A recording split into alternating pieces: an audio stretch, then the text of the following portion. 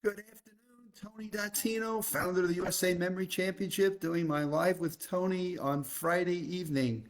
And what's amazing is another week has gone by, and we are now looking at Valentine's Day this coming Monday. So hopefully everybody's got their Valentines all set and everybody's happy about what's going on for socializing with the loved ones of their life and caring for them.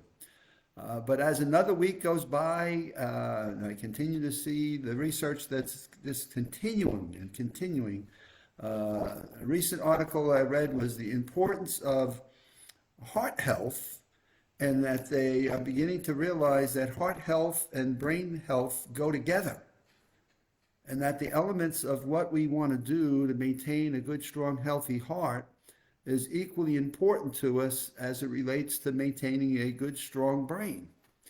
So I was at a street festival. It was interesting, and I did not engage in the deep part of it. I was on the perimeter of it. So too many people without masks. And again, I'm the senior. I still worry about these things. But it was interesting because it was spin the wheel and you get a prize. And what you had to do is name six things that promote good, strong heart health. And so all I did was I reflected on the six things that we talk about for brain fitness. And so I had that wheel of brain health that we've created, and I just thought through what those were. And so I gave those as my answers, and there it was. I got to pick something from their prize selection, and they were like, wow, that was as good as anybody that we've heard talk about six things that you need to do to promote good, strong heart health. And if you think about them, they're really the same. So the first one is your exercise. Well, you have to be able to be physically fit. And so a good heart requires oxygen. Oxygen is also how our heart pumps blood flow into our brain. Boy, there's a total connection. So the first thing I talked about is the importance of having a exercise regimentation of some sort. And the exercise regimentation does not demand that you go out and run marathon races. In fact, there are some cases where they've seen that the blood flow from marathon runners is not as good as if you're just running a shorter race. But the important thing is you're getting at least 100 minutes of some moderate exercise every week.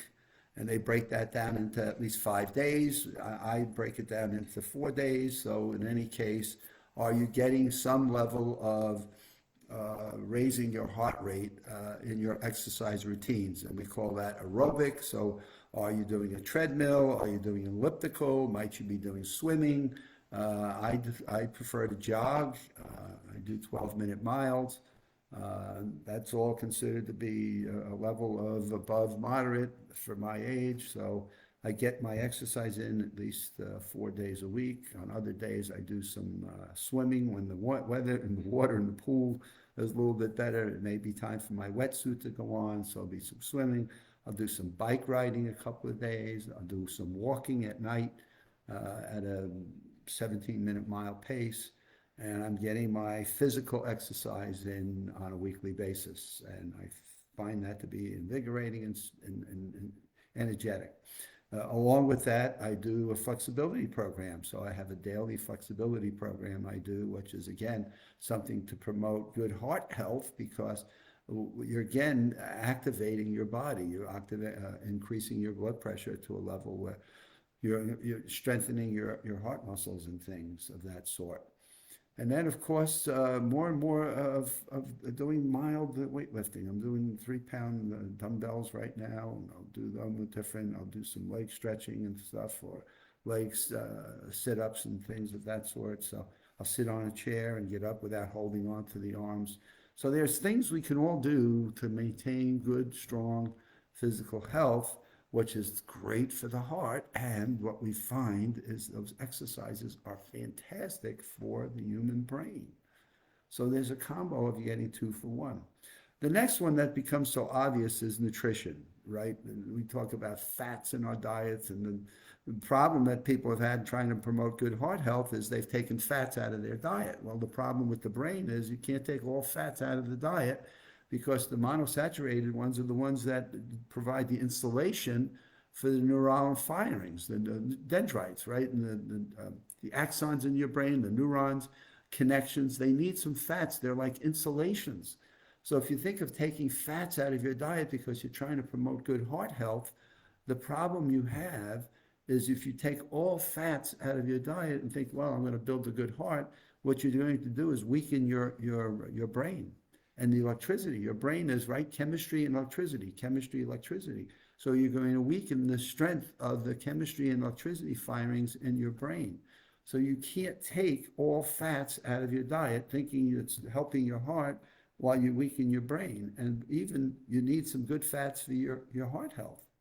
So nutrition is an important factor, and the balance of proteins and carbs and fats are the elements that promote good, strong heart health, as well as fantastic health for your cognitive fitness, your cognitive well-being. Sleeping is the third one we talk about. So when we talk about sleep for your heart, right? Well, your heart needs its rest, right? You need your sleep patterns for your heart.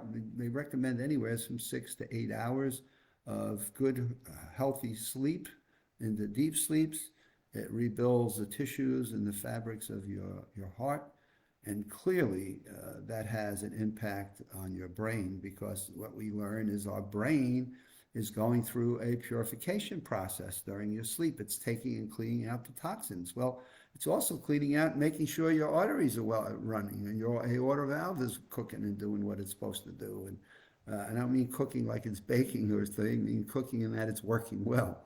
So sleeping patterns are important for your heart as well. And when you're getting up to go your exercise and you're sleeping, and when do you have heart attacks, that ties into all of this. And your sleeping patterns are important as well to all of that.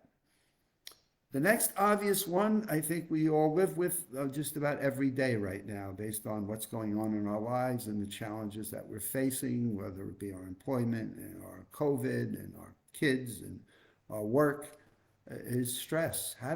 What kind of emotional being are we on a daily basis? And what emotions are taking its toll on the chemistry within our body and the pressure that it imposes on our heart?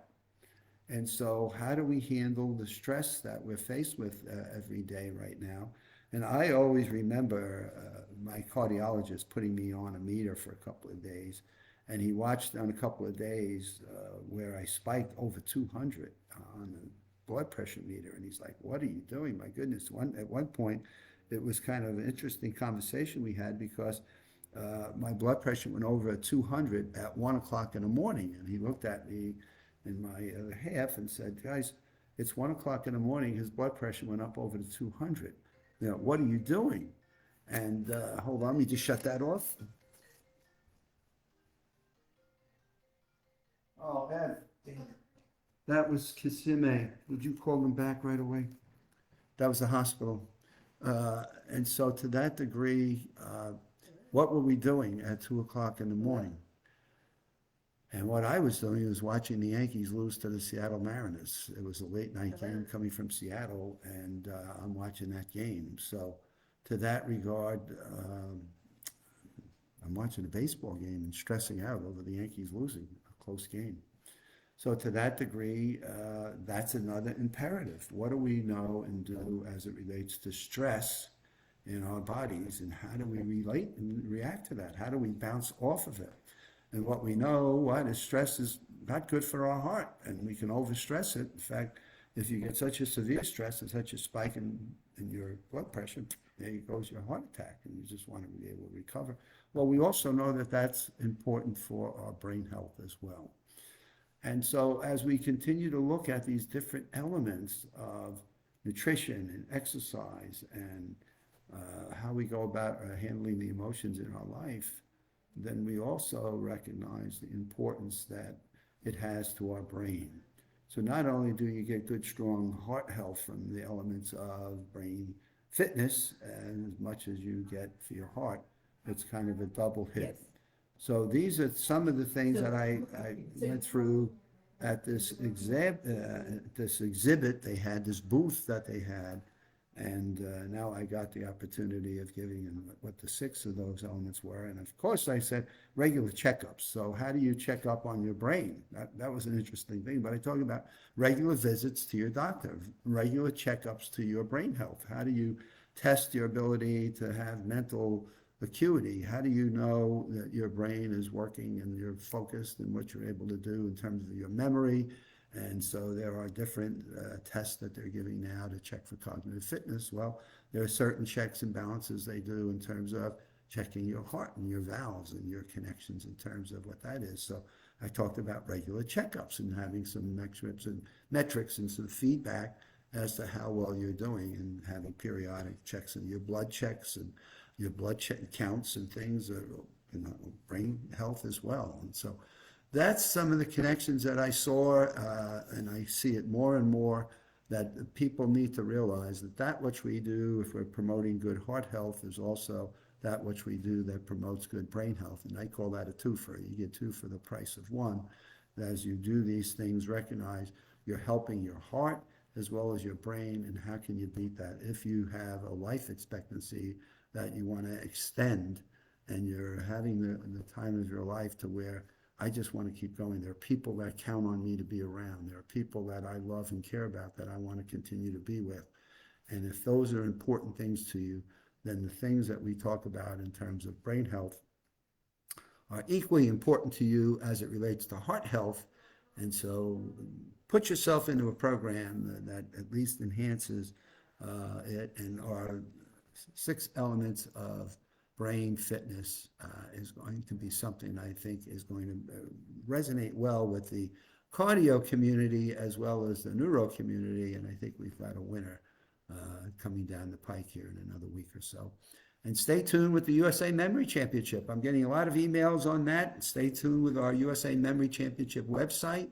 And as we continue to go along, we've got elements and pieces there from our last session that's going to be coming out through YouTube segments that can have people go back and learn things from some of the top neuro experts in the world, sharing with you some of the things that we need to be aware of as it relates to brain health.